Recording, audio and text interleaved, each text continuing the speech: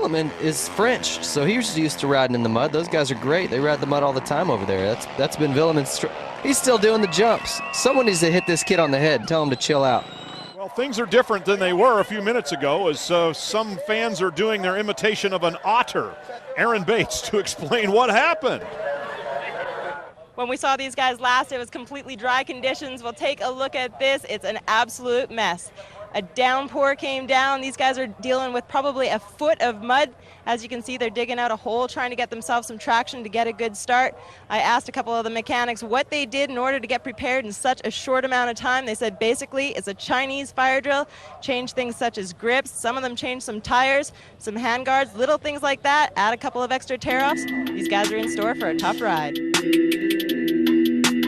As the gate drops and everybody sort of eases out on the clutches here, the whole shot award's going to go to a hero this time around, and around the outside it is Ricky Carmichael.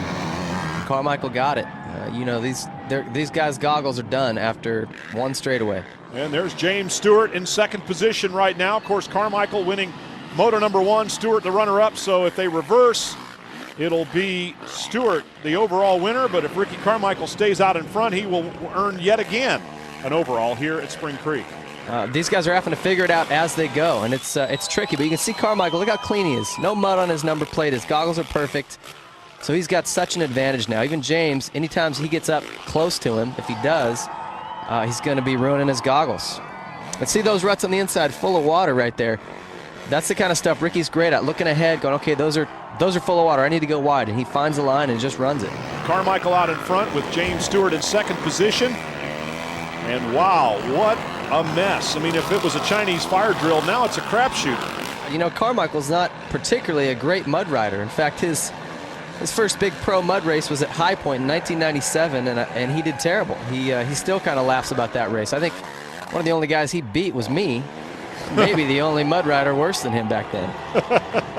And taking your goggles off is like the biggest no-no, but at a certain point, if you just can't see through your goggles, you don't have any choice. So preparation, guys will run extenders on their visors. They'll take a goggle lens and tape it to the end of their visor to be able to block more mud and protect their goggles. Guys will run hand guards. You see Carmichael's got the hand guards on. If it does start to rain or if mud's getting splashed up, those hand guards are going to block mud from hitting his grips, which obviously that's your main contact point on the bike. You've got to keep your grips dry and clean. And yeah, if you fall, you're sticking your grip right in the mud. Take a look at this. When you thought luck was bad, it just got a whole lot rougher for Chad Reed. Seems as though he's pulled over on the very first lap, getting his mechanics to hand him a new set of goggles, new set of gloves. He can barely hold on to the grips. Tough luck here at Millville for Chad Reed. Ricky Carmichael. Carmichael coming up behind Reed, who stopped to get fresh gloves and goggles, and now he's stuck in the mud. Stewart's in second. James Stewart in second position, just creeping down the hill. We're used to seeing James going way faster than that as he comes up behind Chad Reed's bike that's stuck in the mud. And now Stewart is going to join him. So the number 2 and number 3 motocross riders in the world have just sort of parked it together and can only look on in frustration. How over it are those two guys? They're just like, dude, I don't know, I'm stuck. What are you doing? Yeah. I'm stuck too. This sucks. Yeah, now Ricky Carmichael has just avoided almost all of those problems. Now he's looking a little more like everybody else and quite a bit like the Whoop Monster, in fact. Look at this, what a comedy. Here comes Velleman. He managed just to shoot through a gap that has also now collected Jason Thomas on the 31. Velleman gets a standing O for that move. He just did a one-hander, pumped his fist for getting through a little muddy section. That's funny. Yep, the thrill of victory. Well, you take him where you can. Where is James Stewart? Don't go in there. Do not go in there. So Stewart trying to find some way to get moving, and Ricky Carmichael's lead is just growing and growing. What a mess! Look at this! Hey, we need some circus music. Absolutely.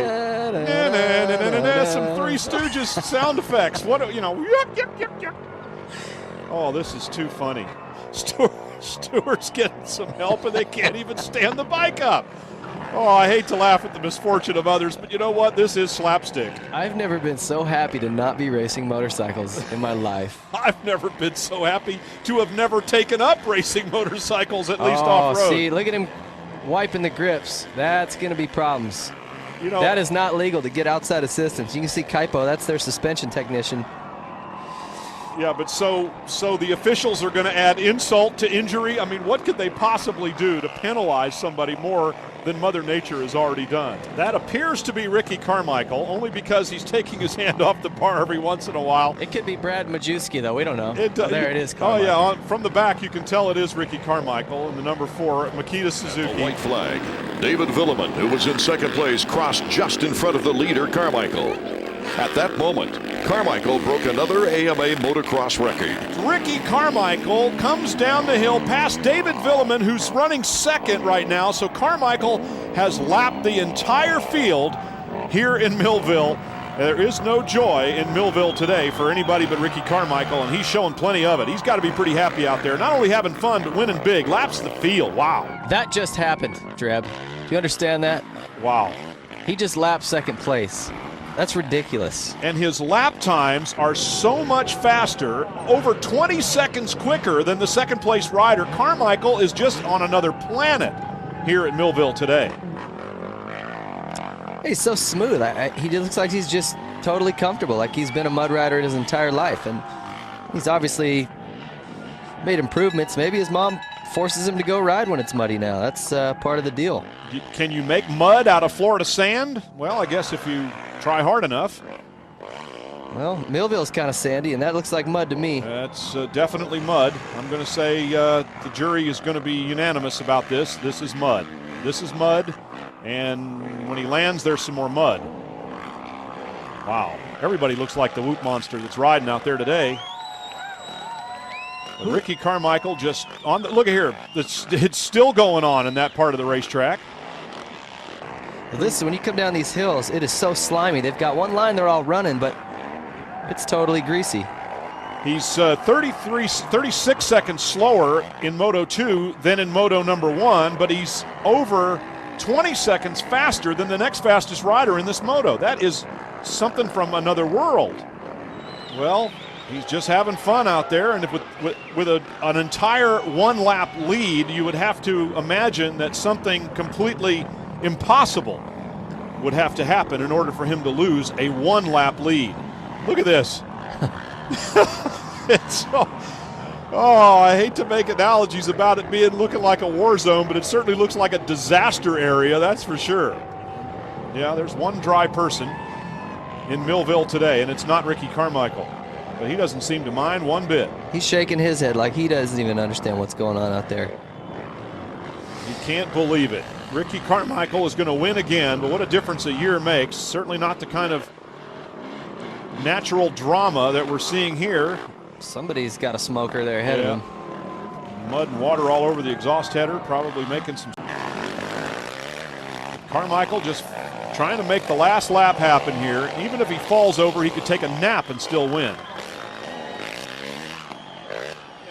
Perhaps for the final time at Millville, they're seeing Ricky Carmichael on a muddy day. Mother Nature has dealt out her very, very worst, and Ricky Carmichael has taken it all. He's going to stop and enjoy this one. Well, they got a little error with the front wheel over the finish jump. And he sets another record, lapping second place. Fans waiting at the podium for the awards, and James Stewart has been deducted a position for getting this outside help. So indeed, the officials have added insult to the injury. He probably is just happy enough. So with that, he will drop one spot down the standings. And here are the results of the moto with Ricky Carmichael. David Villeman in second, who got lapped just as we came back from commercial, and K-Dub moves up to third overall. I was struggling, and they were pulling all the tricks out of the bag, trying to get me to where I felt good. In the first moto, I was just really tight. Rode really, really bad. I think the worst I've rode all season. Here's our overall results with Carmichael, Villeman, and Windham moving into third position overall. Stewart down into fourth. And Chad Reed, as we mentioned, 10th overall. What was going through your head when you saw RC come and lap you, knowing that you were in second place and he had nobody left to lap? Yeah, that's, you know, I'd be ashamed, but you know, that's Ricky. He's unreal. So especially with this, you know, those conditions, and when he passed me on the last lap, I saw he was riding like almost he was dry. You know, he was, and I was doing my own race. You know, I was happy to be second. Kind of a little ashamed to get a lap down, but I was actually happy. I was getting tired, so I had one lap left, so it was good for me. Well, it's hard to believe he had absolutely nobody left on the track to lap. Ricky, I'm going to call it straight out. 10 years ago, you absolutely sucked in the mud, and now take a look at this. For sure, I was terrible in the mud, and you know what? Just the hard work of Eldon Baker and me, you know, gave me a lot of strength, upper body, and the whole body, actually. And, you know, I can't say enough for Makita Suzuki. We were like fire drilling between motos, and we prepared our bike for the worst conditions, and they were gnarly. Now, this is the first time that you've ever been able to accomplish such an accolade such as this with nobody else to pass. What's the feeling overall? What's the emotion going through you? I just wanted to do it. Like, man, I've never done that. And I just saw as a motocross racer do that would be unbelievable. So I just kept driving, and was able to do it, and just super, super pumped, man. Congratulations. Thank you.